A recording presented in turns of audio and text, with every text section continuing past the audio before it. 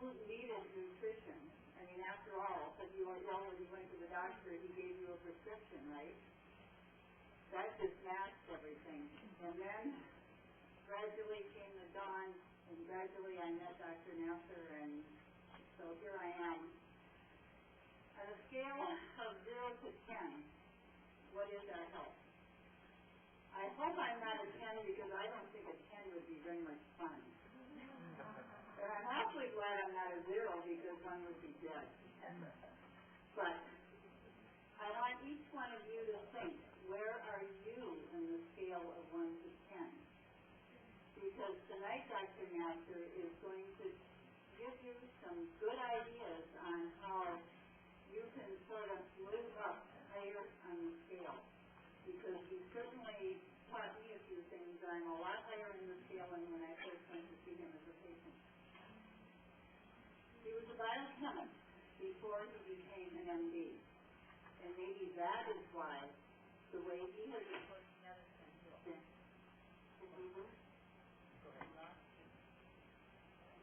Can you hear me? No.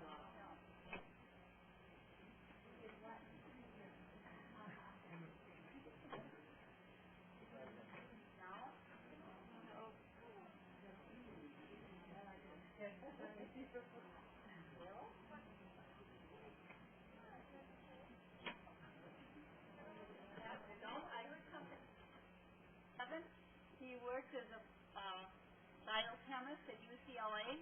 Then he wanted to become an MD.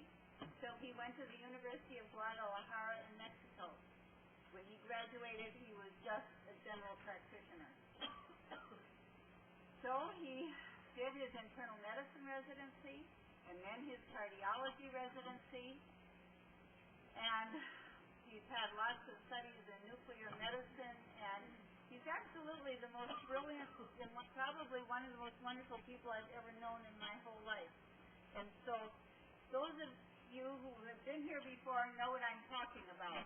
The ones of you that are brand new are in for one of the treats of your life. And We're sending somebody in. We'll go ahead and start with that. Well, do you want to come and talk to us? Yeah, So please, enjoy a nice warm Wisconsin weather. I have lights here, so I'm just looking today. I don't see anybody in front of me. Tonight's lecture, I prepared it just a few minutes ago, as usual. And I just gave the same lecture in Los Angeles. You still can hear me in the back? Okay, good. You got to remind me if my battery goes down. Then I give the same lecture about 3-4 times this month, actually, and each time I just give a different lecture because it depends how I feel like it that day. Today's lecture is probably a lot better than the other two, which I gave a week ago, because every time I give a lecture, I learn more how to give a better lecture. So, to start with this lecture, actually, I have summarized it right here so I don't forget. The problem with these lectures that I intended to make my lectures educational to the public. Means when I give a lecture, I wanted the people who listen to that lecture not only to learn for themselves, to go out, their children, their family, their friends, and even to their doctor, and teach them things they didn't know. Because anything I explain is scientifically proven, clinically proven. However, many doctors and many patients and many people don't know it. So I'm trying to bring things to reality so you can follow it. These lectures did, as you can see from the topics from before, each one on different subjects and the role of nutrition in that subject. Tonight we're going to be speaking on the role of nutrition in dieting and weight reduction. This lecture is going to be divided to several segments. The first one I'm going to speak about how do we build the human body, how the body is being built. Then how do we get fat? Then how do we get to have, and what problem this fat can create inside our body? Then how can we get rid of that fat? I think if we cover all of those, this will be the complete topic. To understand that, I will go back to the same picture I drew always in my lectures. That's a picture of the human body. The human body is built from several organs. Okay, the first organ we have in front of us called the bone. This bone system or organ made from millions units called the what? Cell. And each cell has to receive its nutrients, then releases what it's supposed to make. And the bone cells, they're supposed to make what? What do they supposed to make? They're supposed to make blood. And that blood is red blood cells for energy, white blood cells for defense. Then this body is covered with skin. See? Doesn't look that bad. Some people look like that. That is covered with skin. And the skin also has functions. And the best function of the skin in our society, it makes people like you or dislike you according to the color and the texture of your skin. If it is different color, they don't like you. And if it looks too aged, then they don't like you either. So the skin is used for different purposes. However, the skin intended for the protection of the body from the environment. Skin is not that important. Let us get to things that's more important. Inside here, one organ some people don't have, that's made also from lots of cells. That organ is supposed to receive nutrients, and with those nutrients converted to functions. If it is the eye, then you can see. If it is the balance, then you balance. If it is the memory, you can remember. And so the brain functions as we talked in the previous lecture. There is another organ right here called the heart. The job of the heart is to send the blood to all over the body to all the organs. The heart is made also from cells, and those cells supposed to receive the nutrients they need, and they release the energy they're supposed to release so the heart continues to work. There are several organs inside the body besides that. The lung right here, which is responsible for the oxygen delivery to the body, and the liver right here, which is responsible for making the amino acids and some of the enzymes and some of the hormones of the body, and the adrenal gland right here, which is supposed to make all kinds of hormones to the body, and the kidneys right here, which is supposed to secrete the chemicals out of the body, and so on. So the human body is made from organs, and the organs made from what? Cells. So if we want to understand the body, then we have to bring a cell and look at it and see how it works. The human cell is supposed to receive food from outside. That food could be in the form of protein, carbohydrates, and fat, vitamins, water, minerals, and what else? And oxygen. These nutrients, they enter the cell, all of them, and the cell will produce what? Energy plus waste. This is called the process of living. Now we covered how the body is being built.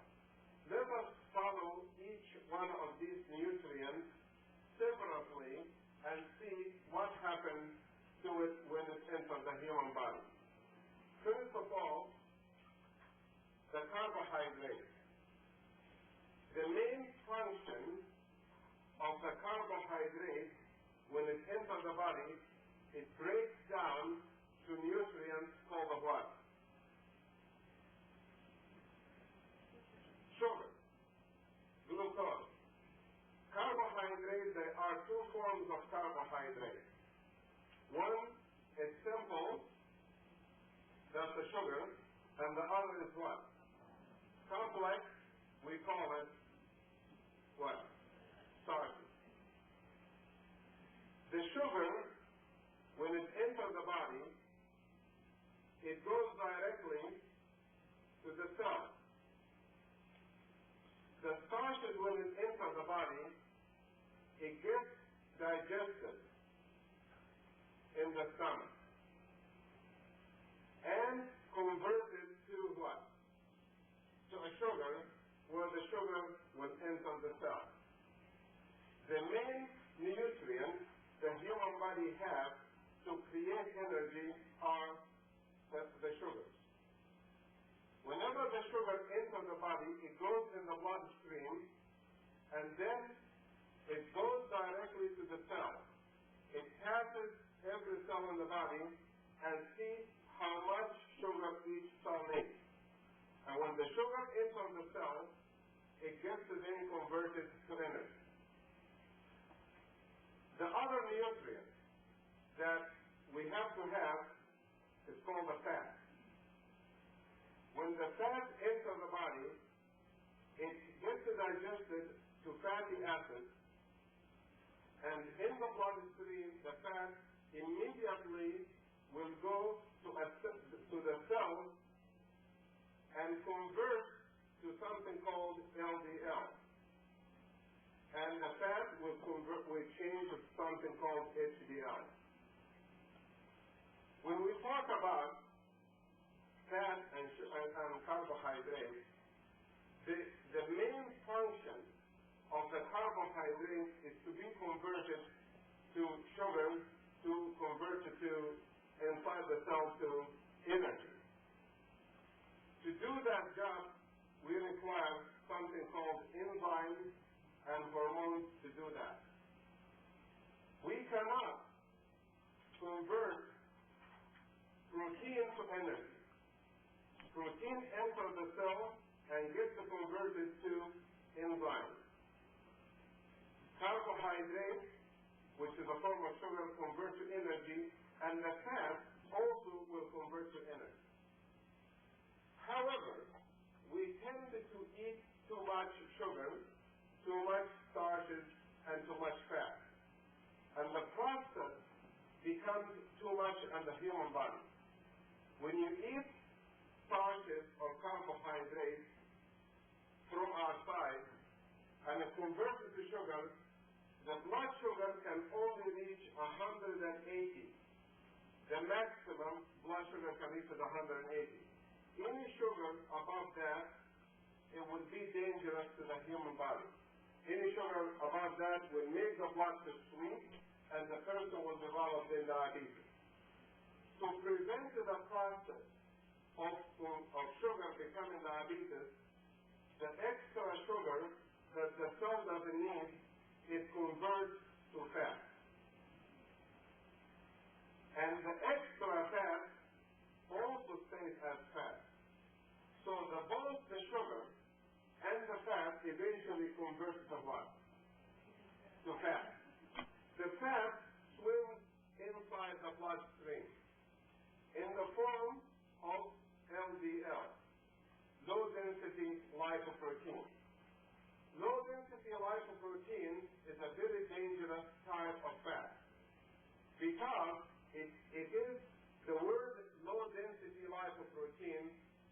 If you break it down, low means a small, density, lipoprotein means lipoprotein, means made from lipids and protein. What it looks like a piece of fat like that with a cholesterol embedded in it. That piece of fat is so small that it is very sticky outside right here. Once that LDL is formed, it has to go immediately in the bloodstream And outside in the tissue, there are these cells around the body. They open their mouth like this, and they grab the LDL and eat it. Those cells, they clean the body from the fat, because the LDL is very sticky in the character. And if something like that is very sticky, it's going to affect the circulation. So the LDL has to go to the fat cells and convert it to HDL. The HDL will stay inside the fat cells, or some of it will come out. The fat which comes out converts to hormones, such as estrogen and progesterone, cortisol, and testosterone. The extra fat will go back to the cell and will form more fat cells. So the end result, by eating too much carbohydrate or too much sugar or too much fat, the end result is what? Having lots of fat cells. Once the fat cells are formed inside the body will store them under the skin, right here. The body also will store them around the bowel, around the kidney, around the heart. The fat then would be used as emergency energy. Emergency energy in case of somebody got sick and cannot eat, cannot drink, then the fat will come back as energy to us. If we're going to talk about this point, it is very important for you to understand it is more dangerous to be skinny than to be fat. I want to cover that before we go to talk about weight and weight. Let's talk about the other side. Because if you're under the optimal weight you're supposed to be, and you don't have the stored fat cells inside your body, and you, God forbid, you develop cancer, or you have a disease, or you cannot eat, you have no source of energy to supply you that time. The only way the body will get energy is to burn the other nutrient which is not supposed to do, which burns the protein. And that is very dangerous to burn the protein to fat. To energy. Or burn the vitamins, or burn the minerals to energy. The people, my patients who are underweight, by all means a lot sicker than my patients who are overweight. So I want to make that very clear to everybody right here. What is the ideal weight? The ideal weight is probably variable from person to person and variable to the age and the condition of the individual. I would say the ideal weight for an individual is the weight that you feel good the most. That's your ideal weight. However, if we want to define it by number, it's probably 10% above the maximum in the scale. So you look at the scale, what it says, your height and your weight, and you take that maximum, add 10% of it, and that's probably the ideal weight. I do not like to see the patient fall within that scale, especially if they have a very active life. The people then who have overweight, they will have another problem. Let me just look at my notes here before I forget. Okay. There is another problem happen once the fat starts forming inside the body. That fat starts precipitating around the heart and around the organs, and let us follow the fat step by step and see what it does inside the body, and then we will talk about how do we burn the fat, and then we'll talk about exercise. If you look at the human body, how it works, first of all, the food has to come in from outside through the stomach, and then it goes to the intestines. That food, when it comes in as a carbohydrate, starches, it will take about digest a piece of bread. The other kind of food like protein, it will take about 4 to 6 hours to digest it, and fat, it will take about 3 to 5 hours to digest. When this food comes in here and gets digested and gets absorbed as sugar and fat and amino acids and vitamins and minerals and water and all of that, that food has to go through the liver, it goes to the heart, when it goes to the lungs, it takes the oxygen, and then it goes all over the body. Once the energy is produced, and the extra sugar converts to fat, or extra fat converts to fat, and the fat cells start developing, the first organ they start building around is the digestive system. They start covering the digestive system with fat like this. This is why you notice the organ, the first organ to show the weight is the waist. Because all the fat is just accumulating inside, and one person can hold up to 100 pounds of fat just around the small bowels alone. That's how much fat we can build. And I think to give you a good example to that, you look at if you ever seen animals, and you killed animals or you've seen intestines, you see how much fat is around it. There are people who eat intestines of animals. I am one of them who have ate it in our village. The biggest problem we have is too much fat with it. And that is, I'm sure some of you realize that too. This fat is called the hidden fat. You don't see it. It's inside the body. It builds up and it builds up, and without affecting your face or your skin or anything yet. After the fat is being built under here, it goes under the skin. And it starts building around the skin. When it does that under the skin, starts expanding the skin. And then you will notice then there is a problem. It starts building right here, start building right here, start building right there, and pretty soon that person looks pretty big like that. This fat causes cosmetic problems. It causes the skin to be stretched. But if you go back to this problem right here, you realize one thing.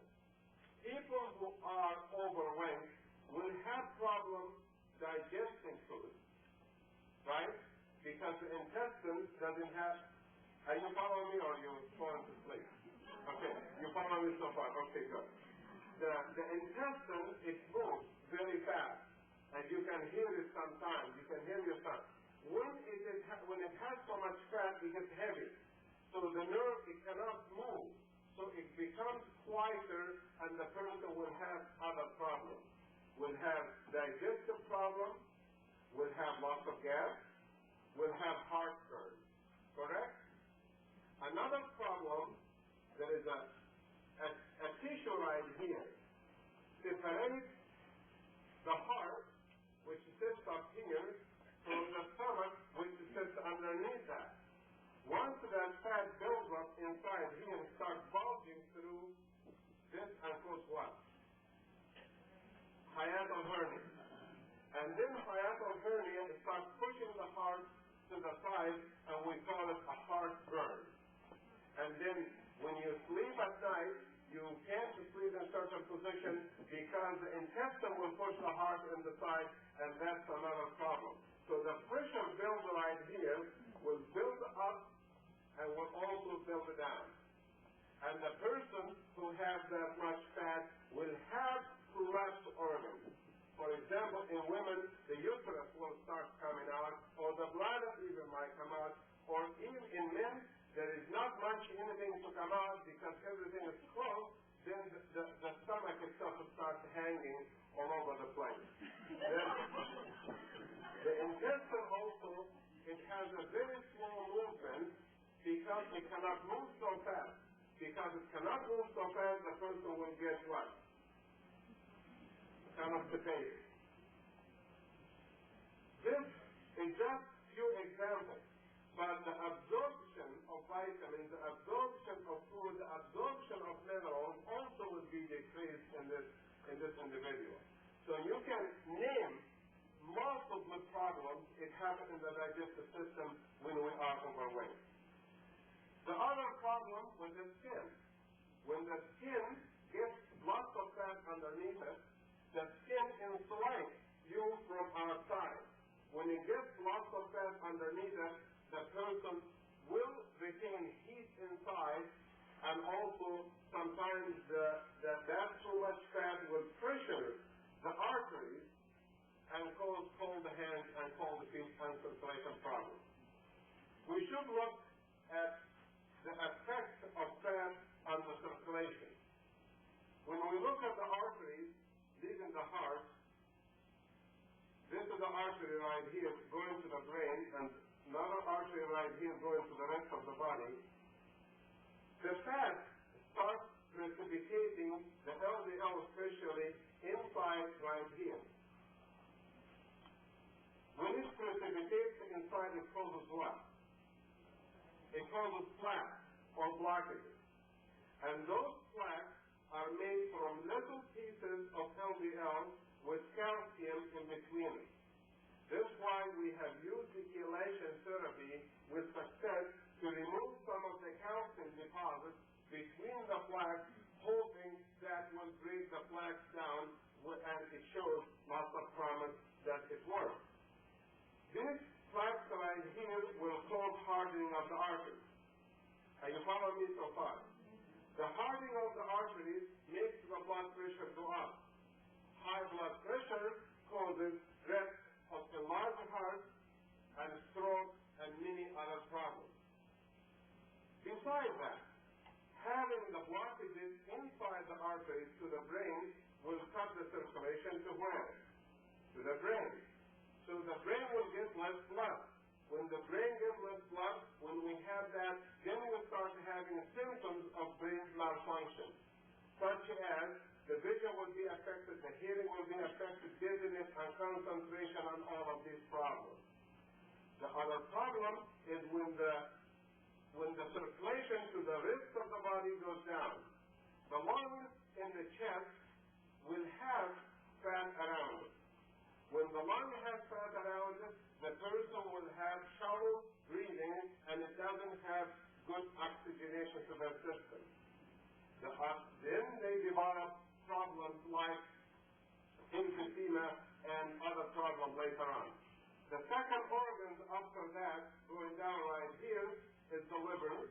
It will have little fat around it. The kidney will have fat, and all of that, we have less circulations going down, and we have malfunctions all over the body.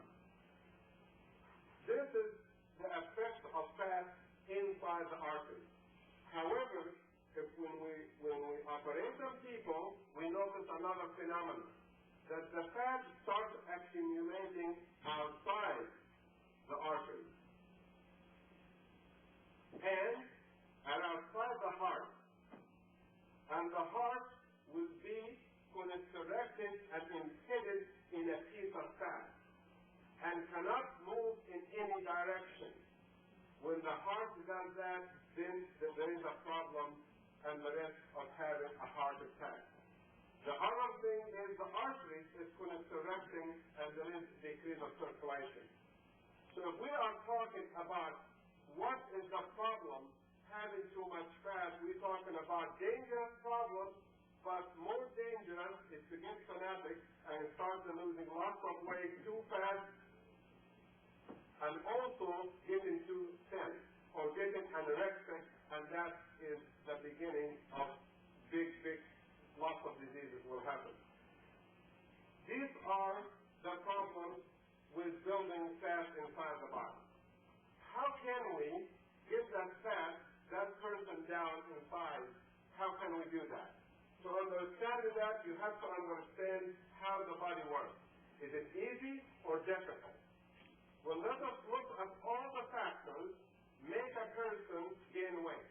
Let's look at all the factors involved. Number one, we start with the food. Correct? The person could be eating lots of carbohydrates, could be eating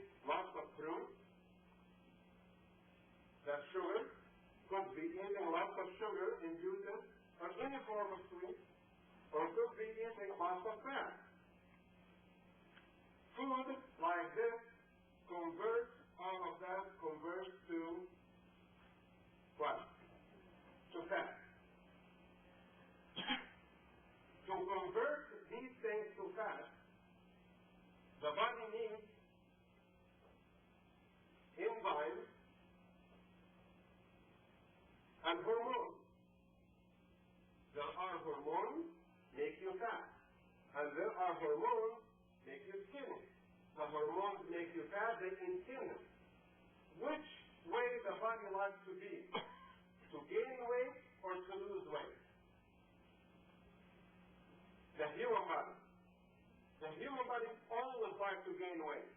There is no living creature that does not like to gain weight. Gaining weight is life. Gaining weight is what the body is designed to do.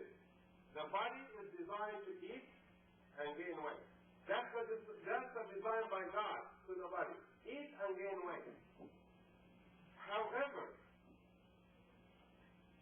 this fat right here, it could have been prevented if the person has enough exercise. Are you following me so far or not?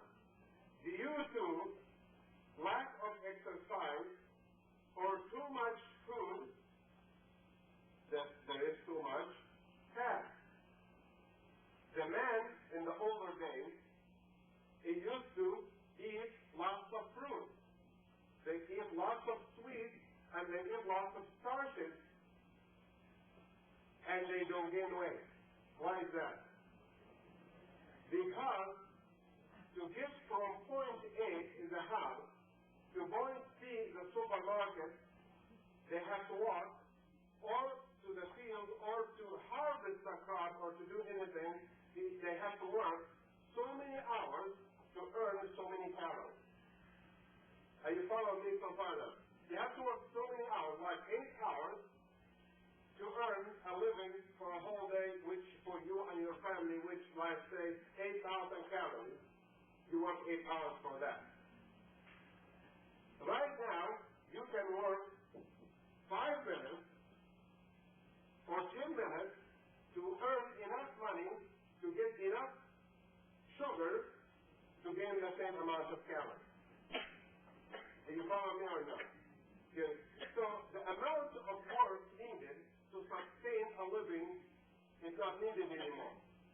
So we work more hours to earn food, plus we start earning other things for other necessities in life.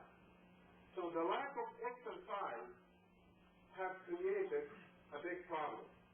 Since the 1900s until today,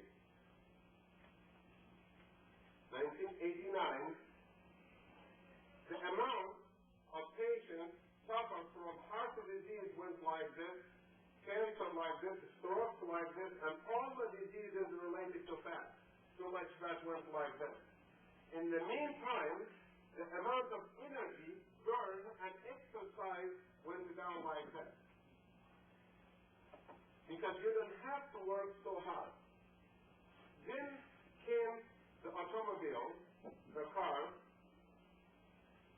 When they start riding bikes, they start riding cars, we start doing that, and then the amount of exercise starts getting less and less and less. Even inside the own house, there comes the equipment that makes things easier for us.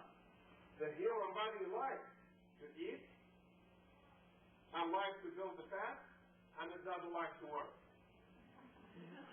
It doesn't like to work. The body doesn't like to work. The body likes to sleep. Because working is burning energy. It's a work. It's an exhaustion to the body. So the amount of food coming in and the amount of fat is burned has to be balanced with each other to the amount of exercise. Because we have lack of exercise, then we start building fat. There are people who build the fat not because they have lack of exercise or they have too much carbohydrate. These the minority. There are few diseases it can make you gain weight. For example, hormone imbalance, like low thyroid gland, low adrenal gland can make a person, can affect the weight of that person.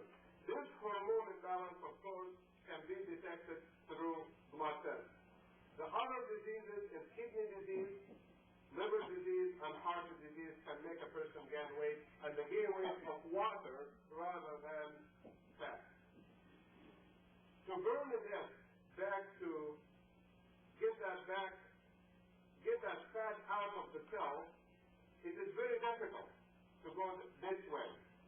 To go that way, you need to build an enzyme that burns the fat down. That enzyme, you have it when you were born, but since you start gaining weight, day after day, year after year, you don't have much of that enzyme.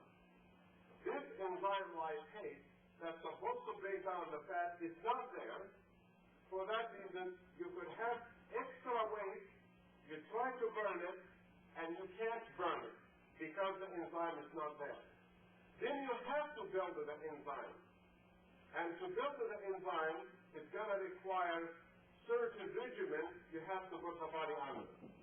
What kind of regimen you have to put the body under to burn fat?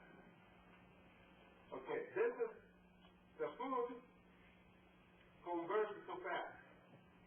If you want to convert the fat to energy, what you have to do? First, you have to start with step number one. Step number one is to cut down the amount of what? The carbohydrates, the fruit, and the sugar coming in and the fat. To cut down on that is going to help. However, to build the enzyme that burns the fat to energy, you need to build the enzyme. How do you build the enzyme? Enzyme built from protein and vitamins and minerals. So to build the enzyme, the more fat you want to burn, the more protein, the more vitamin, the more minerals you should consume. Besides the increase of exercise. The first step, it has to be the food. But there is a problem. If you cut down the food coming into the body, and the human body is designed in a way that all the energy it needs is coming directly from the food, and no energy coming from the fat, and all of a sudden you cut down the food, the energy, what kind of problem you're going to have? Let us talk about that. Let's say you start on a diet. You're going to say, I'm not going to eat more fat, I'm not going to eat carbohydrates, I'm not going to eat any sugars or fruit. What kind of a problem? You have to look at the problem first, what you're going to be facing with. Because if you don't solve this problem, you're never going to succeed to start with. Because weight reduction is not a magic thing you do like this, like you read in the National Enquirer, that you think this pill, you lose weight, or this is Chinese herb you rub around your stomach, and then you lose the weight. There is a doctor, MD, medical doctor in New York, Chinese doctor, still thinks that herb that you rub around your stomach and you lose weight. And lots of people buy that stuff. However, if we don't stick with science, if we don't stick with medicine, we're going to stick with facts, we're going to be lost. This is not the time to play around and fool around with unproven methods such as magic formulas or things like that. The fact is, there is fat surrounding all the tissues. The fact is, we're going to burn it. But we have to solve the problem first. And the first problem you're going to face with, once you cut down the food, one day, take an example about me, for example. I have a normal life. I have lunch, dinner, breakfast sometimes, every day, all year. fasting month, we have to fast month, and all of a sudden, you wake up in the morning, you can't have any water, you can't have any juice, you can't have any fruit, you can't have any vitamins, you can't have any food all day. This is sudden cut of food. What kind of symptoms I expect to get? First of all, the sugar is going to go up or down? Down. So the first symptom I'm going to develop is what? Hypoglycemia. Then we have to deal with each one first. Because if we don't deal with each one, then the person who is dieting will cheat. Because nobody, what is that thing right here? Nobody likes to be dizzy. Nobody likes to be hungry. So you're going to eat something regardless if somebody looks or not. This is the first step. The body, once it realizes there is no food coming one day, next morning, then the stomach, the brain waits for the sugar, there's no sugar coming. The muscles wait for the sugar, there's no sugar coming. The heart waits for sugar, for energy, there's no sugar coming, and here's breakfast time. This guy is something happened to him. Where's the breakfast? We get breakfast every day, cereal with honey and sugar and all of that. And all of a sudden he went in a diet. Well, the body waits a couple hours and says, let us be patient with that person and see what if he's going to remember or not. And if he doesn't remember, the body will do, the brain will do, it will suck the sugar out, and you start to develop the symptoms of what? Hypoglycemia. Well, you happen to be a smart person, and you know biochemistry, and you know you can deal with hypoglycemia without eating a sweet. And all of a sudden you can deal with it by eating some protein or by refusing even to eat sugar. Even you have hypoglycemia. Then the second thing we'll do, the brain will send a message to the stomach. And let us have a little stomach right here and some brain. This is the stomach and this is the brain. And then pretty soon the brain has more sugar and hypoglycemia. And you didn't eat. Then the second problem, the brain will send a message to the stomach through the vagus nerve. The vagus nerve is a very powerful nerve. It's the main nerve that goes to the heart, the lungs, the stomach, the intestine, the glands of the body. It's the main big nerve coming down. That nerve will start releasing hydrochloric acid in the stomach. Then the hydrochloric acid is too strong. So you start having what in the stomach? Burn, not ulcer. You start having burning, called the heartburn. So the second trick the body plays on that person, besides more sugar, is hunger, pain. And the hunger pain starts eating through the stomach. And you start having the pain, then you run and get something to eat. Because you are hungry. What can you do? Then lunchtime comes. You didn't have breakfast, and now lunchtime comes. And you used to have breakfast, and now you didn't have breakfast. You have a low blood sugar, and then you can wait until you have lunch. But you look to yourself in the mirror, you check the blood pressure, you listen to those lectures, and you decide, I'm not going to sacrifice my future and my health and everything for a little meal. I'm not going to eat lunch. The stomach starts burning during that period of time for 2-3 hours. Then you say, I'm not going to listen. I'm going to drink some water. I'm going to take some anti-acid. I'm going to eat some calcium. I'm going to neutralize that acid my own way. Because you got smarter than the stomach. You see how you can avoid the problem.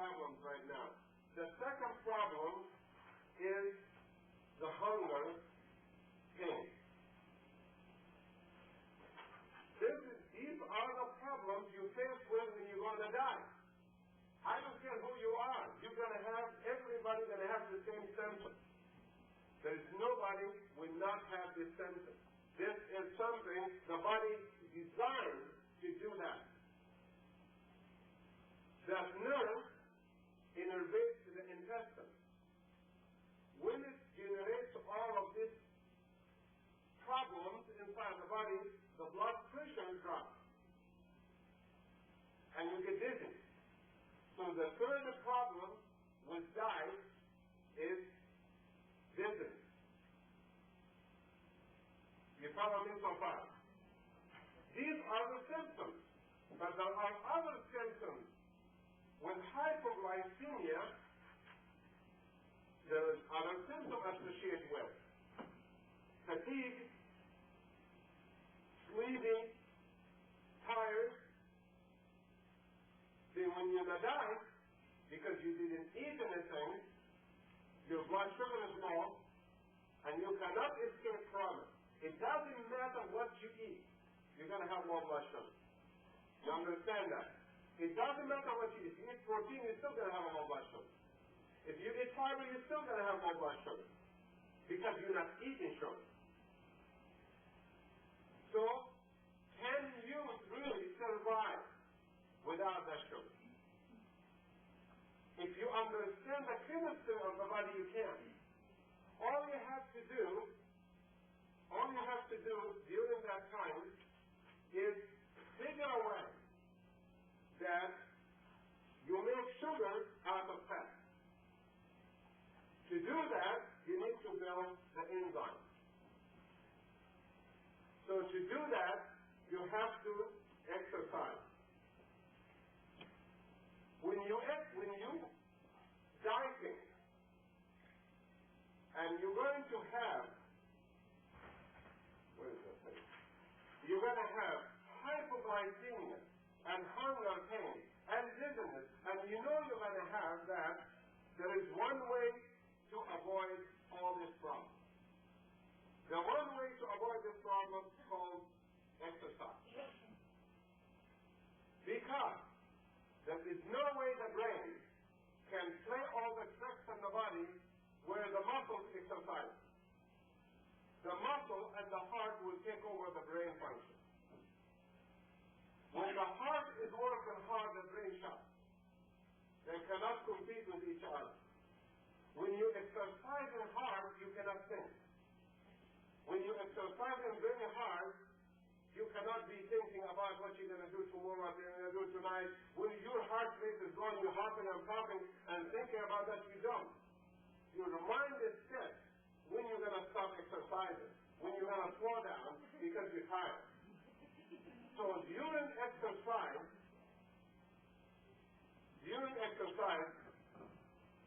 the adrenaline comes out. When the adrenaline comes out, it goes to the fat cell until the fat cell releases some fat in the bloodstream. And the fat comes out in the bloodstream, and the enzyme will take it, with the thyroid hormone will take it, and burn the fat to what? Energy. Once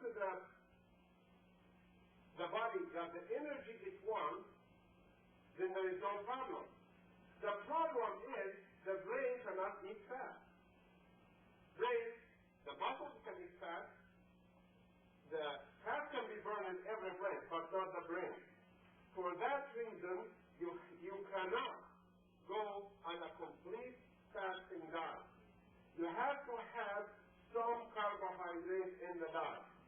The carbohydrate should be a very little carbohydrate, not a lot of carbohydrate. For example, 1 toast is enough carbohydrate for a whole day. One just piece of toast. Half of potato is enough carbohydrate for the brain. You got to remember, the brain does not burn fat. The brain does not use fat. It doesn't matter how much you exercise, the brain is not going to benefit from that at all. Still wants its own what? Sugar. The brain lives in sugar. Regardless, what you do is you're going to have to take some carbohydrates in that diet. When you exercise and you force the body to burn the fat to energy, the symptoms of hypoglycemia will be there, but you don't feel it. The hunger pain will be there, but you don't feel it. And the dizziness will go away because the blood pressure goes up during exercise. So exercise is the main thing in the diet. The number one thing is to decrease the amount of sugar and carbohydrates and cut the fat completely out of the diet. No fat at all, no sugar at all, some starches allowed. The second thing is exercise every time you eat. So if you don't eat, you don't exercise. But if you don't eat, you're going to get hungry, and the exercise was going to get you to feel better, so you have to exercise 3 times a day in place of 3 meals a day. Are you following that, or you're not following me? Well, I guess it doesn't matter. I'm going to move ahead. Okay. The exercise, I repeat that again. The exercise, it should replace the meal. You should have exercise in the morning, exercise at noon, exercise at night. These are the times the body will play the trick of low blood sugar, hunger, pain, and dizziness. So because you're exercising, you don't have the symptoms. And you're also burning fat. But to get a good brain function, you should have a little bit of food with that after the exercise or before the exercise. That food should consist of things that it doesn't have what? Calories in it. There is very little sugar or no sugar, very little carbohydrates, and no fat at all. The other thing you can do during diet is to understand one thing. Hunger is not only from the hydrochloric acid. Hunger also when the stomach shrinks in the side. When you don't have pressure inside like food, when the stomach is not full, you get hungry. There is a thermostat right here. When you eat until this expands, up to certain limits, the thermostat shuts and you say, I can't eat anymore. But if you keep eating more meals, the stomach gets bigger and bigger, and in 6 months you can eat more than you ate 6 months before, and a year later you can eat more and more and more. Because the intestine can expand and expand and expand. How much the intestine can expand? Normally the intestine can be 1 inch inside. It can expand up to 9 to 10 inches inside. It can expand up to that size, and we call that the megacolon. The stomach, which is normal size, it holds maybe a pint and a half or 2 pints of fluid, or a little bit of food, maybe half a pound of food or so. Normally, that stomach can expand to the point it can hold up to 4, 5, 6 pounds of food easy. Because it stretches. So one thing you have to realize when you're in a diet, you're going to allow the stomach to shrink. So you're going to eat some fibers to fill it, but you don't want to fill it too much because it's going to stay big. And if it stays big, you're going to have problems. You're going to be hungry all the time. So you have to actually eat some fibers to fill part of the stomach, but you should decrease the fibers week after week. And you should decrease the calories week after week, and you should increase the exercise week after week. This is the general guideline of how can we burn the fat. Now, let us talk about exercise. Let's see what time it is. Oh, we have enough time.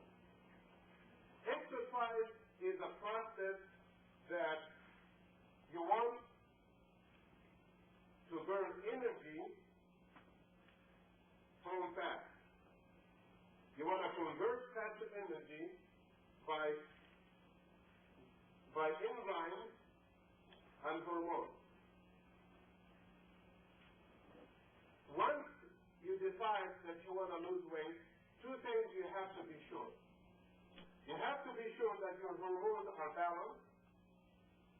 You have to be sure that your heart can take the exercise.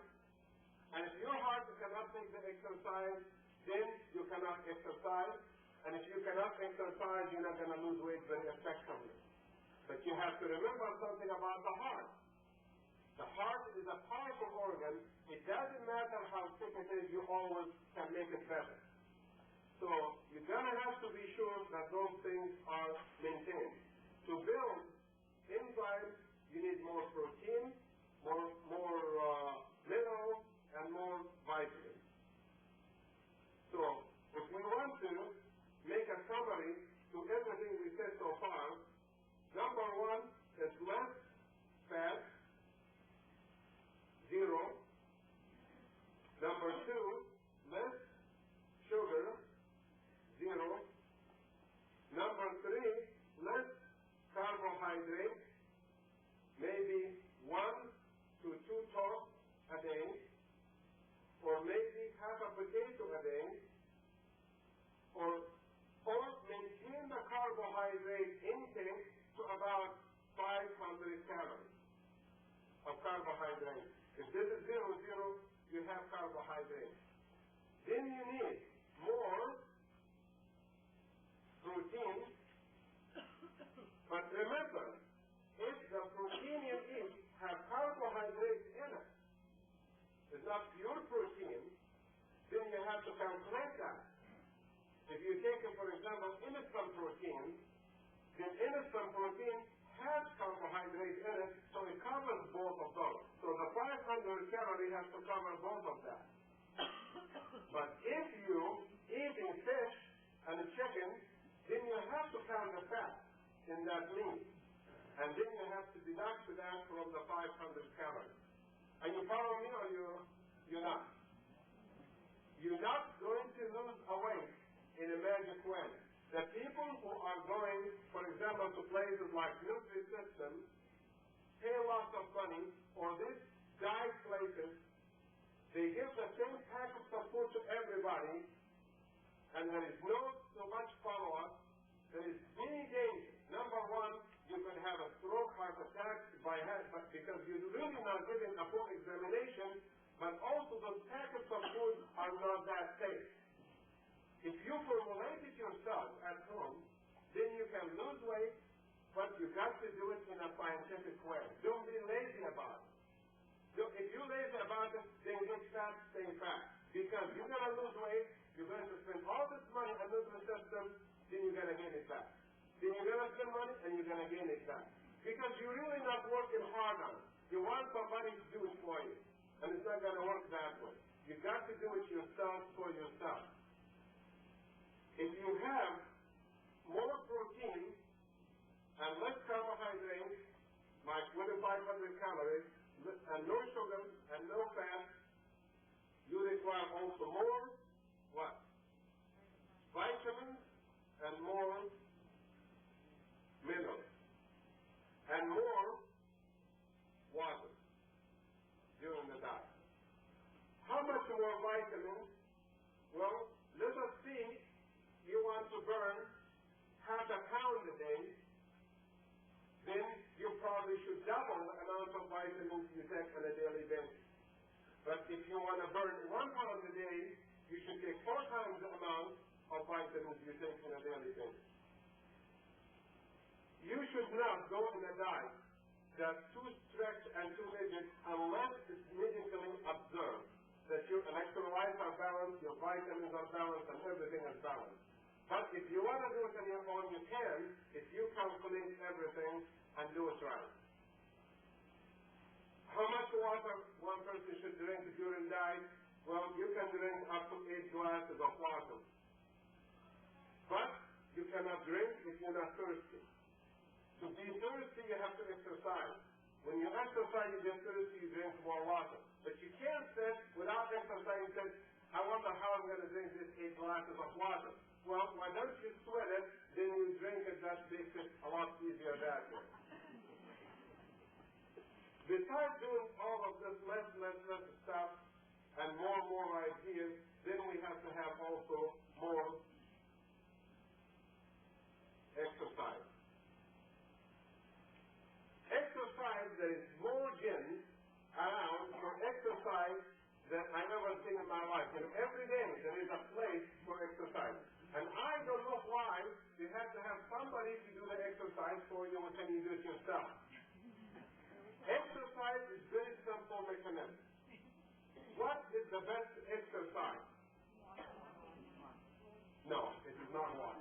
Okay, that's out completely. I'm going to prove it to you it's not walking in a minute.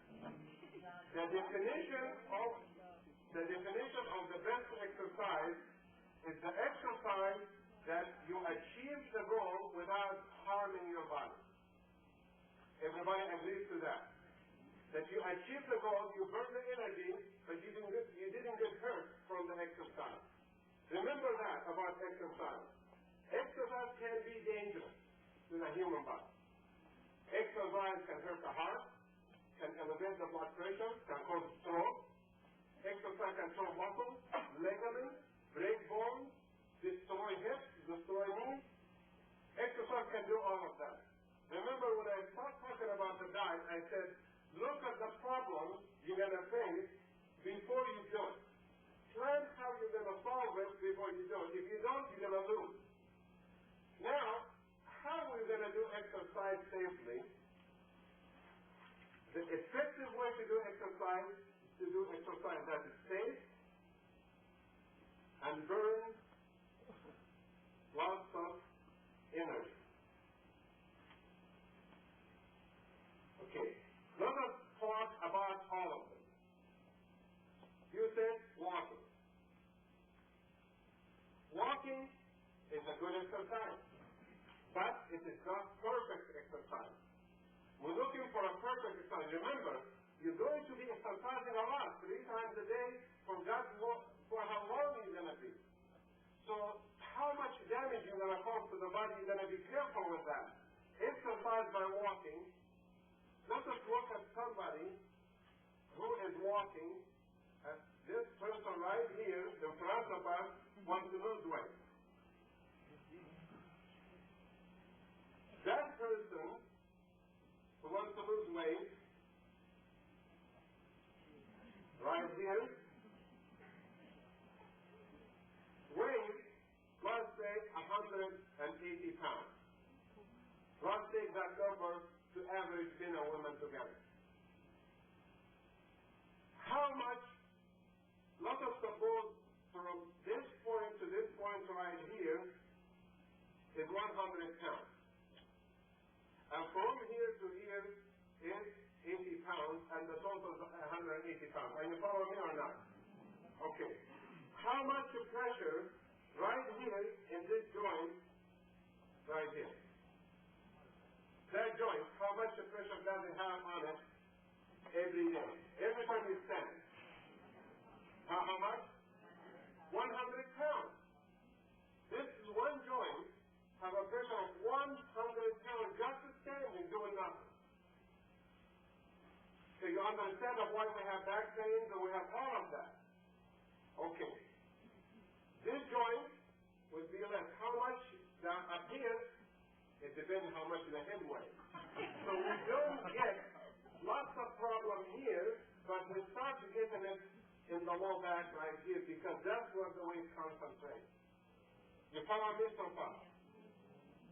This hip right here and here, how much each one of them, let's say the weight in this point is 120 pounds because we added part of the pelvis.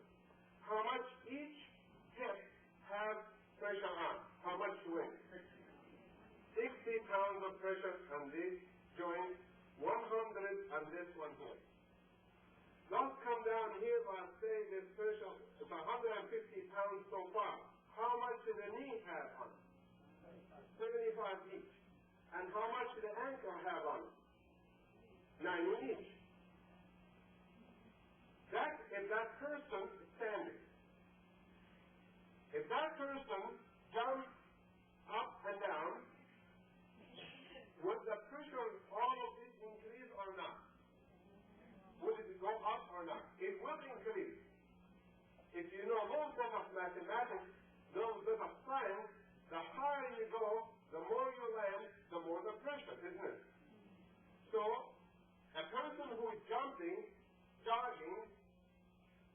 having a lot more pressure, maybe the pressure on the ankle joint, maybe 300 pounds each.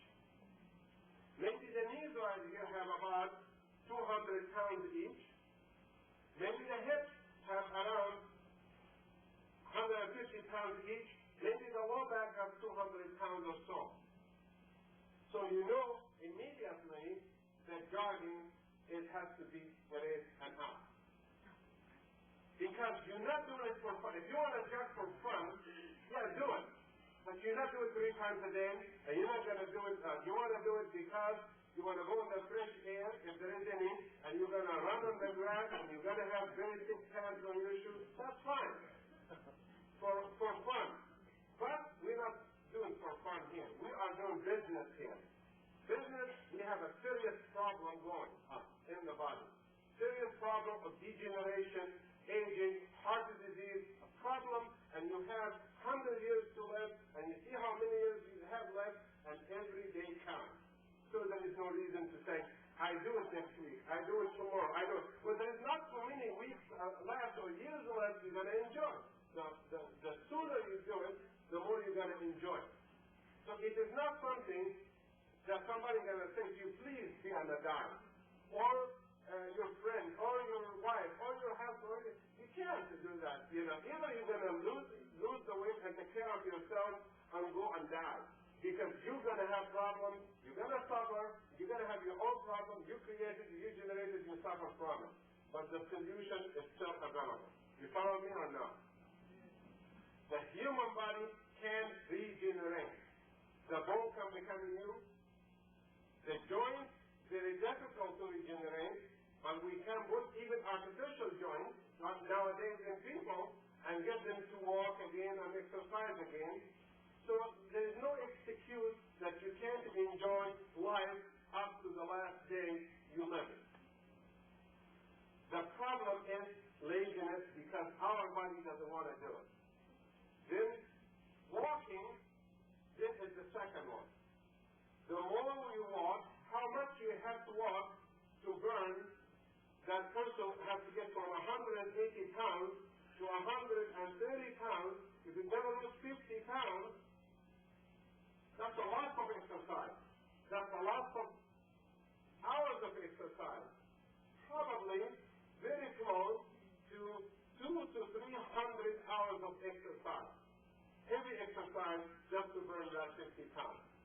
300 hours of continuous heavy exercise, it's a lot of walking. Because it is walking, it's going to burn energy, but it's not going to burn energy as much as if you do more strenuous exercise. When you walk, you're going to create wear and tear on the joints. In our days, these days, having the best diagnostic medicine in the world in the United States, having the best medical hospitals in the world in the United States, having the best in nutrition we're trying to build right now in the United States, we expect the people who take care of themselves nutritionally and medically to live to over 100 with no problem. People will live to that because they're going to take care of themselves in every way. The one thing will give them a problem are the joints. The joints will have wear and tear on it. And the more exercise you do, walking, jogging, banging, anything up and down like this, that's going to create wear and tear and two pieces of bone touching each other.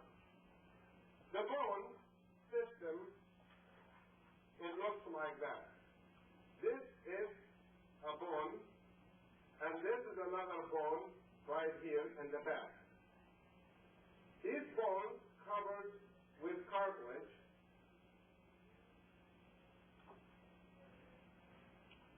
and there is a space in between them in the back for the nerve to come out.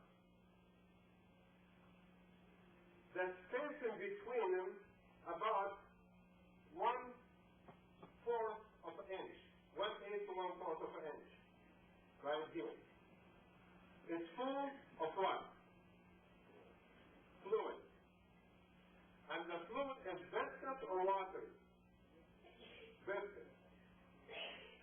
then have a ligament here and a ligament here.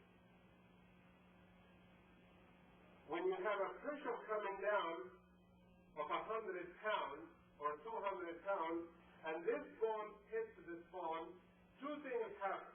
One, the nerves get pinched, and the two bones, they chip each other like that. When the two bones hit each other, they erode each other, and the bone is bare. When the bone gets bare, it starts growing again, like this. Because the bone has a cover. Once the cover is taken off the bone grows. You understand that? If you break a bone, the arm, in two pieces, because the cover is broken, it grows back together. When the bones in the knees hit each other and they scratch each other, or the hips scratch each other, and the ligaments chip because of jogging, then a spur starts forming. And the spur into the nerve, and you start having low back pain. Do you think this space right here intended to carry weight when God created us? No. It intended to carry very minimal weight. Intended to allow the nerve and the movement, but not intended to carry pressure. What makes the joint, what protects the joint from carrying so much pressure? Look around it to see what happens. Around the joint, you find what? Lots of muscles. Muscle is a hose. Starts from one end into the other end. A muscle, if you look at a muscle, when you eat beef, when you eat chicken, a muscle is something you can pull like that. This muscle has an opening here and an opening here. This muscle has valves in it. When the muscle gets full of blood, it gets hardened and expands, and it gets very, very tough, very hard. A muscle, how much weight can a muscle carry?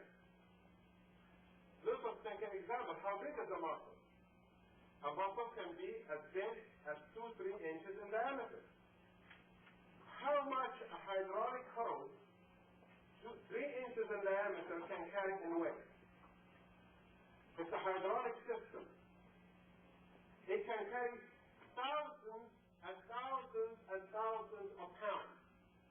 So actually, in the Olympic Games, when you see somebody lifting 600 pounds, the joint here, how much weight it has on it? Probably 0. You follow me now? It's 0 weight. What happened? He put in all his weight in where? In the muscle. And if he carries more weight than he should, he's going to rupture that muscle. Unless he is prepared to do so with long isometric exercises, meaning years of exercise. So, if we want to protect the back and the bones and achieve the goal of exercise that it is safe and effective, we have to depend on an exercise that it is not walking, it's not jogging, it's not jumping. What other exercises? Let us look at swimming. Swimming can be a very bad exercise. Also, look at the scientific things and everything. Swimming, you have a body weight of 180 pounds. In the water, how much does that body weigh? Now, the weight is carried. So actually, you can move from point A to point B with less energy. If you walk it, it's harder if you swim. But when you are in the pool, you have two muscles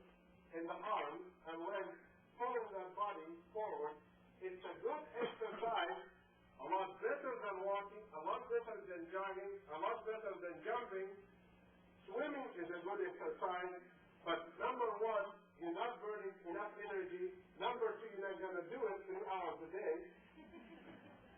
then it is impractical. You dissolve practically if we do that.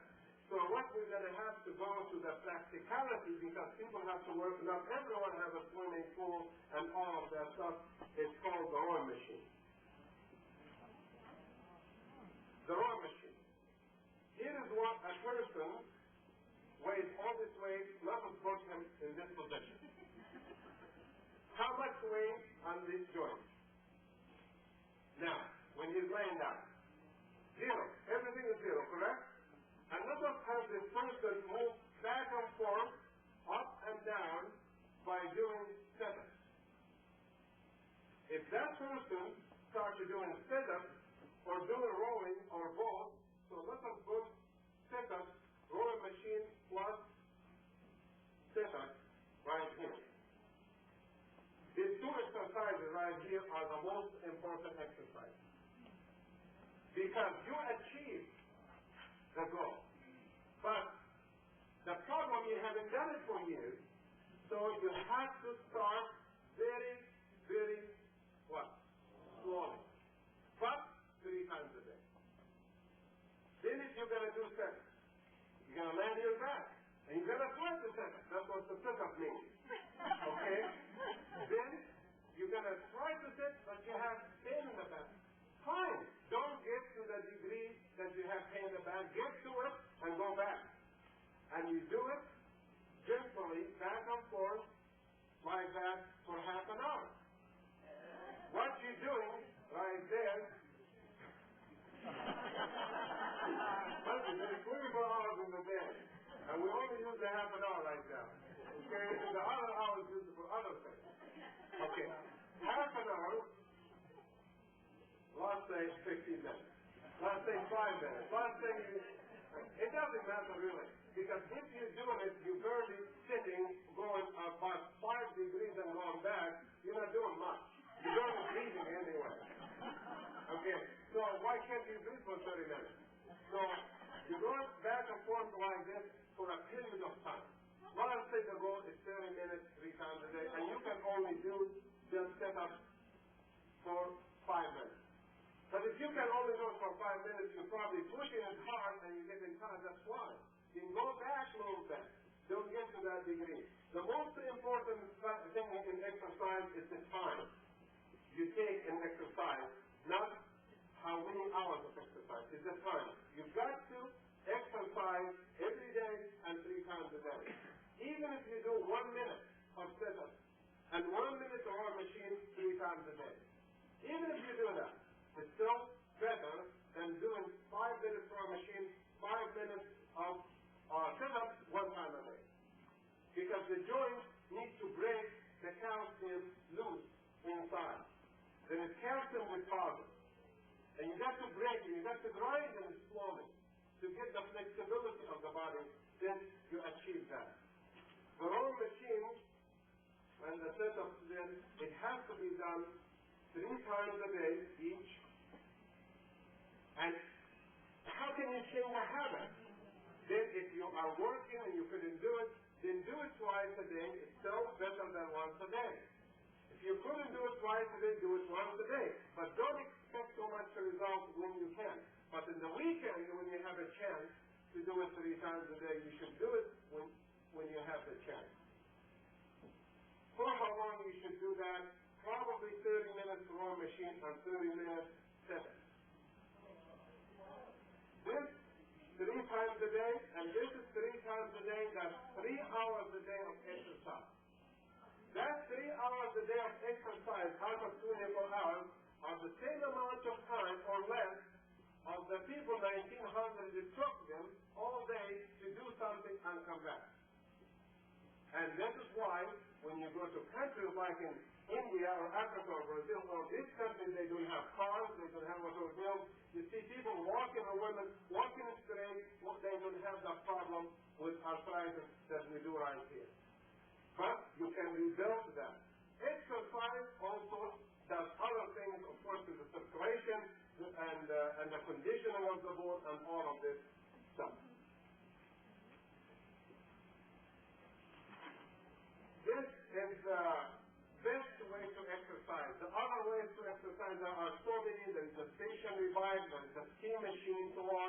There is all kinds of exercises. I think what you have to do is you're going to have to plan your weight reduction in a scientific way by making a table like this and measuring every day the calories you ate, how much exercise did you do, your waistline, and so on. If you measure all of that, and then you monitor yourself, just like your job, when you go to work in a place, you want to be there on time, you leave on time. When you do something for somebody else to earn money, you're doing a better job. Can you do a better job for yourself to build a health that it builds the money? And that's what we have to pay more attention to, because with good health, you can have very happy life and make everything you want. When you don't have the health, when the back is hurting, when the bread, you're short of bread, when you have a headache, when you don't have miserable life, then there is no money in the world you're going to bring it back. It's going to come back with work toward it. How long work? Probably will take you a year to get in shape. Probably a year, maybe a year and a half. But the years after that, if you maintain the exercise and all of that, it's going to be a lot healthier years. Then you divide it like one, first day, second, and third, and fourth, and fifth, and so on.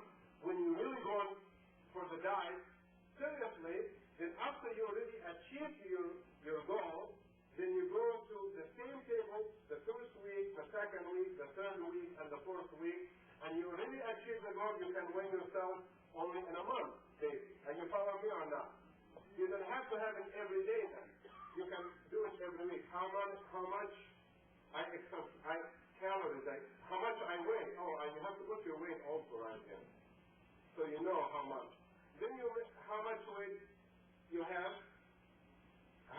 in that week, in the second week and the third week, and then how many calories you've been eating, and then you can analyze the weight and the exercise, and you can see exactly where you have faltered, and that's the best way to monitor yourself. Because if you're going to depend on somebody else to do it for you, you will fail. You got to do it yourself. The doctor's job, like me or any other physician, is to monitor the weight loss for electrolyte imbalance, for hormone imbalance, for cardiovascular, that you don't have a heart attack or you didn't do some damage to your body, and that's the way we do it. In my clinic, the way we do it, that for every 5 pounds lost, we usually take blood and see how much potassium is there, how is the calcium, how is everything, and then we adjust the patient accordingly. That's it for the lecture today. I'm going to take some questions. Yeah, we have 20 minutes or 15 minutes to take some questions and related to the lecture. Anybody have any question in this section right here? Yes. I went to the weight loss clinic several times and I've lost weight very quickly. In 2 months I lost 40 pounds. And then I found out that a friend of mine went to Mayo Clinic and she has had a weight problem all her life, and they said that was one of the worst diets that she could go on. The question is, she went to weight loss clinic. Huh? Weight loss clinic. Weight loss clinic, and she lost 40 pounds. You got to remember one philosophy about your weight. You rather be overweight and feel okay than losing weight and you get sick. You can't do that. 99% of the diet books I've seen were wrong. 99% of the clinic I've seen were wrong, because every diet has to be adjusted to that individual. Everyone is different. And this mass production clinic that everybody walks in a line and just give everyone their package, this, you can't do that with a human health. Because your body is different from my body. And how many times people have came to me, they went to the clinic, they had a chest pain, and they said, oh, you exercise too much of your muscles, turn out to be a heart attack. They had a headache, it turned out to be stroke. You don't hear about those things, and I'm glad you mentioned that point, because weight reduction is a medical problem. It has to be monitored medically, but you do it yourself. And the problem with it is you can lose weight fast. I have patients who have lost a pound a day. 60 pounds in 60 days. But that is people who have 100, 200, or 300 pounds overweight. We can do that. But when we get to close to the end, what I do besides monitoring the people like this, I find the best way is we do this system, the step ladder, like this system, like that. Lose and allow more carbohydrate and stuff to go in, and lose slower than the first one, and allow, and lose a little bit slower until the body adjusts to the new. Because you will have smaller intestine, you will have a smaller stomach, you will have stronger muscles, you will have stronger bones, you have bigger arteries, you have a stronger heart, you have a better blood pressure, then you can do anything you want. You can burn, actually, after the exercise and tuning of your body, you can then burn about 2,000 calories in one exercise. Because you're ready for it. And that's the problem in some of these clinics. I'm very unhappy with lots of these diets, grapefruit diet, this diet, this diet. Diet is simple, like I said. There's no other diet. That's it. That's a science, this is biochemistry, this is physiology. Being discovered, it's been proven, and nobody can change it. And that's, do you have any other questions? Well, when I was going to the clinic, I was dizzy. I was on like 500 calories a day. And I was drinking the water, but then they gave me increased my fruit. And then they were telling me to take a keto stick and check my urine for ketones. Yeah, that ketone is a byproduct of breaking down the muscles. You don't want to get to that stage. You're burning ketones because this means your kidney is going to suffer, your liver. Well, again, here you are, 500 calories. 500 calories can be a safe diet. 500 calories can be a dangerous diet. I had a patient of mine, a friend of mine, very good friend of mine. He weighs about 320 pounds. He's about 5'5". And when I know him for 20 years, but since I came to this country, he's been my friend. And regardless, he's fat or not fat, it doesn't matter. He's still my friend, and we have a good time together. I keep telling him that he has to lose weight. He comes to the lecture, he takes the vitamins, but he can't lose the weight. Finally, I warned him about all kinds of dangerous symptoms would happen from the weight. Finally, he did develop diabetes and had a small heart attack, and he got blind. One time from an infection or something in his brain. Then they caught it early right away, and they treated it with antibiotics. He didn't have meningitis, and immediately the doctors were still good to give intravenous antibiotics, and he recovered. After he recovered, he took off. He quit his job. And he came all the way to Chicago. He said, I'm here, you tell me what to do. I said, we're going to have to. He loves to eat, and he eats a huge quantity. So I have to do modification to the brain here to make him think that he has to do it his own, not me doing it for him. So I told him, I'm going to put you on vitamins and minerals and water and exercise. That's it. In my mind, I'm going to allow him to have carbohydrates. I didn't tell him that. I want to see how he would do. I told him, let me see how strong you are. I have to give him appetite suppressants and thyroid to help him a little bit, so he doesn't get so much hunger and dizzy. He didn't complain to me about dizziness, lightheadedness. He was found to exercise 3 times a day. He found everything according to he didn't get. He was losing about 1.5 pounds a day. 0 calories. Is he in danger? He is in danger if we don't analyze his blood. So we were doing analysis 3 times a week. Until I start seeing ketones coming out, Then I told him, no, you're going to have to eat this food. Put him on more time. He doesn't want it. The stomach shrinks too much. He's getting anorexic. That's what I don't want him to be anorexic. See? Everything has to be observed, not just go on a diet. You know, when we see a problem, we have to reverse it right away before it's too late. Because weight loss is a very dangerous thing to do to the human body. It's a very dangerous to have. It's more dangerous to do if you don't do it right. So that's a good example you have, a good example on him. I have to lower him to lose half a pound a day, and then he's down to 180 pounds right now.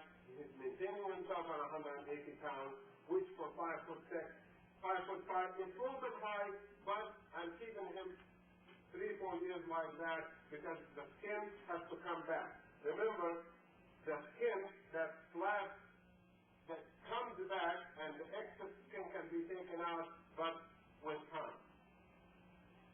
Any other questions you have? Okay, that's all. I always heard that there was danger from gaining weight. You know, I gain weight, lose weight, gain it, lose it. And as far as the fat cells, or is there a danger to continuously doing that over a period of time? No, it is not. Losing and gaining, I don't think there is a danger, and I don't know everything. I don't think there is. I think it is better if you maintain a certain exercise program and maintain certain weight. I maintain a ratio like if you maintain your weight between if you like your weight to be 125 to 130, you keep it that way. 120 to 125, keep it that way. 115 to 120, try to stay within a range. The range can be 5 pounds, can be 10 pounds. But don't make the range 20 pounds, 30 pounds. This means something is going wrong. I think in reference to that, I just heard something about you gain so many fat cells and you never really lose them. That's true. That's true. Fat cells, they never disappear. They're always there unless you lose your weight before the age of 15. If you're fat, if you're overweight before the age of 15, if you're overweight before the age of 15, and you keep it, it's going to stay. Any fat cells you're going to gain after that, also you're going to gain. But the children who were fat when they were young, they're going to be fat when they're old. The adults, when they get fat, they lose weight a lot easier than the children who were fat when they were young. The one who was skinny when they're young is easier for them because they don't have as many fat cells. The one who was fatter when they're younger, they have a lot more fat cells. So you're saying only in the beginning when you're young, but as you become an adult... After you grow already, you don't develop new fat cells, no. The only thing you're going to have bigger cells, smaller cells. A fat cell can get big, can get small. And that's what happens to them. If you know that, then you don't get discouraged by gaining or losing because the cells are there. So once you gain it, you know you can lose it. You know how it's the exercise and all this stuff we talked about from before. And you know the table you're going to do. And you know the exercise you're going to do. So if you know all of these things, then you don't have to. Only thing you don't know, how's your body? How is your hormones? How's your cardiovascular system? And one of the reasons I became a cardiologist actually is that reason. The reason I became a cardiologist, if I can maintain a good nutrition and a good circulation in my patients, I achieved probably 90% of my goal right there. And that's what we see right now. Is there something now where people that tend to gain awful fat and then lose fat, is there something? No, anybody can gain fat and lose fat. Anybody can. It depends on the size of the stomach, how much you can hold in one time. You go the other way. If you think you have somebody anorexia nervous, or some people who lose weight, cancer patients, they lose so much weight, the stomach shrinks so much, we try to give them food, they can't tolerate it. Then we have to give them fibers, extend it, stretch it, and do more and more, and they hate it until the stomach pulls up. But the stomach goes up and down, that's why you gain weight fast or lose it fast. Anybody in this section right here? Yes, sir. I attended some diabetic lectures recently, and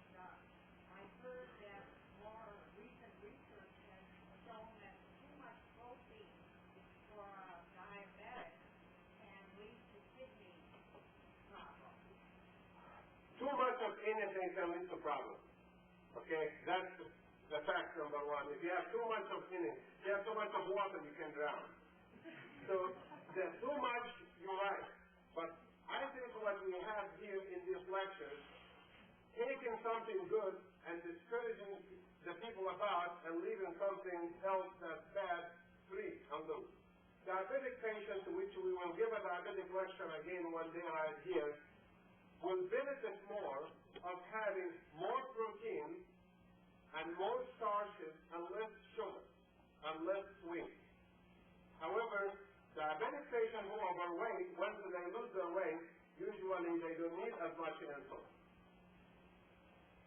But you're right, too much of protein, if you eat lots of protein, about so many ounces per day, that can be too much on the kidney. But I don't see many people, protein is expensive, I don't see many people eating lots of protein.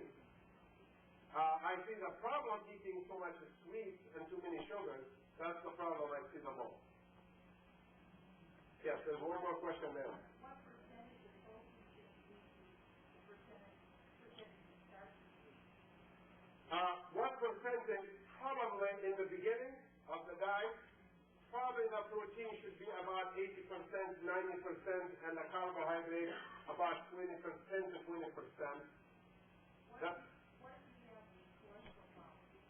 Okay, you got to remember something about cholesterol now. Cholesterol problem is not a problem by itself. There are good cholesterol and bad cholesterol. So we cannot look at that. When you have cholesterol problem, means you have high LDL. If you have a cholesterol problem with a high HDL, that's a good fat, there's no problem. Are you following me or not? Yes. So my goal is to see a patient of mine, a female, with 200, with a little bit high cholesterol, not low cholesterol, that's my goal, good cholesterol. But you should have high good cholesterol and not low good cholesterol. And you should not have high bad cholesterol. To do that, we measure only the LDL and HDL. We don't depend on cholesterol. Are you following me now? So we measure by the LDL HDL ratio and the risk factor. Once the risk factor is switched to more risk, I feel good about it. And I said, you're doing the right thing. But I have patients who lost weight and the risk factor is still high. This means they make him bad cholesterol, they make him bad LDL, and those people have to be on medications like Lopez or Mevacor or some medications because they make him bad cholesterol. What do you go after first, the cholesterol or the weight loss? Oh, the weight loss, by all means. Cholesterol, I don't worry about the cholesterol at all. The weight has to be number one. If the weight is normal and the cholesterol and the LDL is high, then we have to give medications then. Do you have a book or some type of literature that... Right, tonight is a book. I don't write books. The reason I have written books, I never published. The reason behind it, by the time I finish writing one, just like giving a lecture like this, and that's a chapter on weight loss or a book on weight loss, in 6 months from now, I know different information. Then how does one know how to approach this weight loss business? The basic information is right here. There is no new information so far. This is how much we know. But you said start with 80% protein. Yeah, you can start with 80% of protein. You're not going to maintain that percentage. No, you can't maintain that percentage. Once you lost your weight, then you have to go back to the normal diet, which has fruits, has the source of sugar, and has carbohydrates as a source of energy. When you in my lecture here, when I lectured on food groups, the most important food, I said carbohydrates. You have to eat lots of carbohydrates and less protein and less fat. That's what you want to achieve eventually. But to eat lots of carbohydrates, when you try to lose weight, it's not going to work. You see, you reverse it only, it depends on your weight loss program. If you want to do it successfully, then you're going to cut down on the carbohydrates. If you want to do it slowly, eat more carbohydrates. If you want to eat all carbohydrates and lots of protein and carbohydrate, and exercise 3-4 hours a day, that's fine. You can do that. But it is a balance between exercise, what's coming in, what's going out.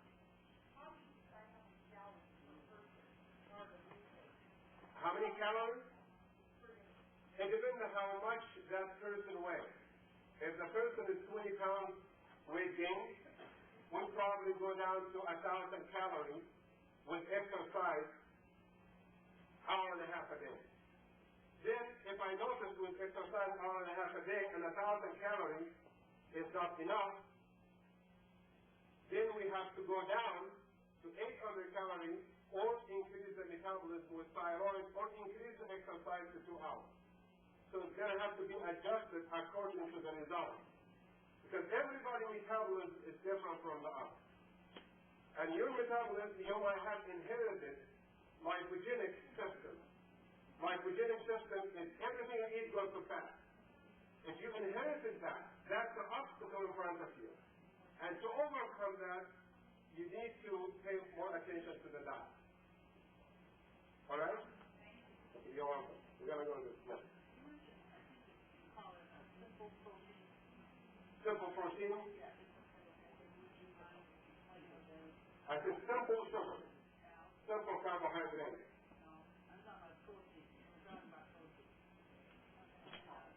I must have said it wrong then. I meant simple carbohydrate.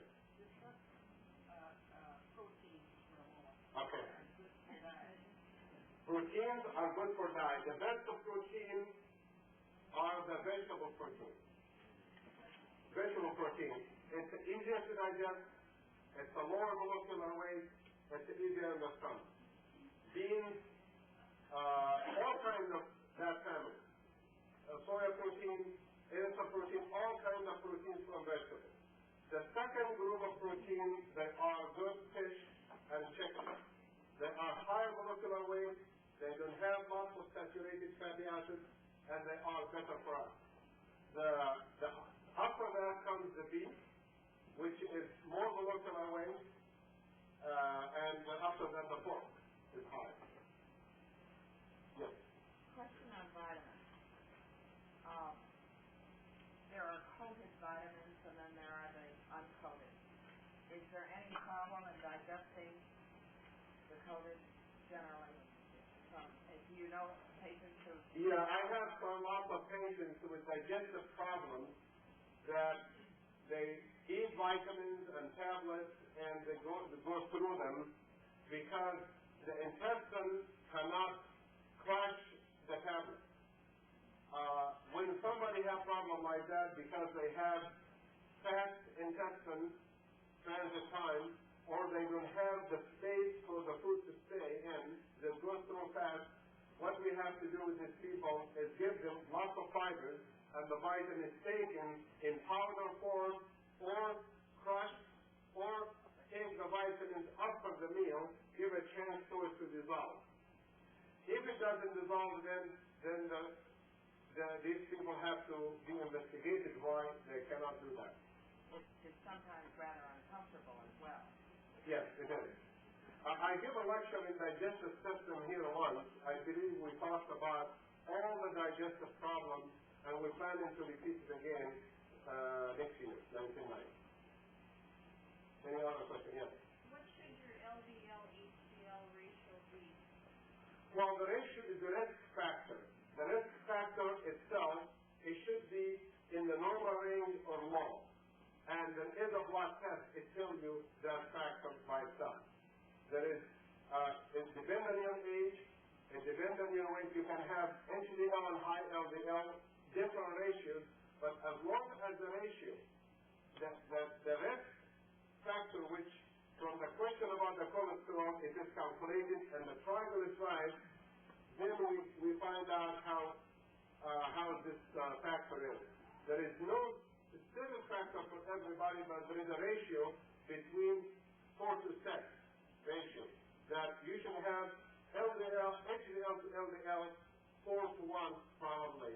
That's what the ratio should be. Any other questions here? Yes, in the back.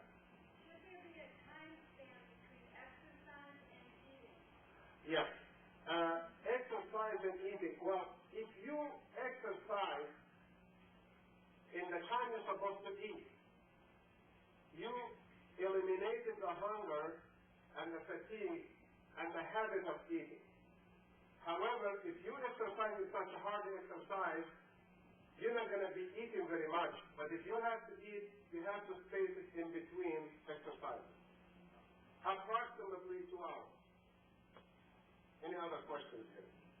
Yes. You mentioned that with exercising, you're stopping your appetite, and I found that when I exercise, I actually get hungry. What's going on in my body that's causing me? That's strange. Okay. Well, you probably don't exercise enough. Probably if you exercise, the physiology about exercise is that hunger is related to two things. One, the blood sugar in the brain has to fall below 60 to induce hunger. Number two, the stomach has to be empty to have hunger. During exercise, what usually happens, the adrenaline shoots up and gets the blood pressure up high enough that the level of blood sugar, the adrenaline itself will mask the sugar. If you still get hungry, this means you're not really dehydrated. You've got to get dehydrated not to fill the hunger. If you drink lots of water, you will get hungry. Because when you drink lots of water, the blood sugar goes down. The ratio, the percentage of sugar in the blood goes down when you drink lots of fluid. You follow me or not? When you drink lots of water, then you're going to get hungry. Even after that, 1 hour, 2 hours later. But if you're thirsty, you're sweating, you're really not hungry, you want to drink water rather than eat. Have you noticed that? I'm sure most of you know that. You have to increase the exercise that your heart rate is going about 80%, 85% of maximum. That's the reason I came with 30 minutes. It takes 30 minutes to get the circulation going, to get the heart rate going, so you stop sweating. But if you don't sweat, then you did not dilate the skin, and you have to produce enough heat to dilate the skin, to secrete water, to evaporate, to lower the temperature. And if you didn't produce the heat, then you just exercising slow. And you probably have to exercise more, but if you have an ulcer or something in the stomach, that can create the hunger pain all the time. Maybe that should be investigated then. Any other questions? Yes, sir. You had mentioned that hormones were made from fat, right? Some hormones made from fat, yes. Okay, so if you are dieting and you limit your fat to 0, how are we going to make the hormones? You have enough fat to maintain the hormones in the body. But I'm glad you asked me that question because that will open another question I should answer. People who lose so much weight, women especially, women have a lot more hormones than men. And most of the women's hormones are from fat. When they lose too much weight, like women athletes, for example, then they will have problem with their period, they will have problem with their breast, they will have problem getting pregnant, and they will have more muscles and less female tissue. And so losing too much fat can be dangerous to these people. But as long as you know your limit is 10% above the limit we talked about, I think you're very safe. Okay. I'm going to write my telephone number right here. If somebody has any further questions, 312-356-9009. And if I didn't answer, there is also 312-843-8860. All the nutrition questions should be directed to that number right here, to Dr. Percy. And if he cannot answer, then you have to call this number. Anybody who needs medical consultation, will call only this number. And thank you very much and good night.